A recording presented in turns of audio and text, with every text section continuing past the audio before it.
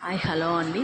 భైరవాష్టమి దీన్నే కాళాష్టమి లేదా కాలభైరవ జయంతి అని కూడా పిలుస్తారు. ఇది శివుని ఉగ్రరూపమైన కాలభైరవుడు జన్మించిన రోజు. హిందూ మాసం కార్తీక మాసంలో కృష్ణపక్షంలో వచ్చే 8వ రోజు అష్టమి తిథి నాడు ఈ పర్వదినాన్ని జరుపుకుంటారు.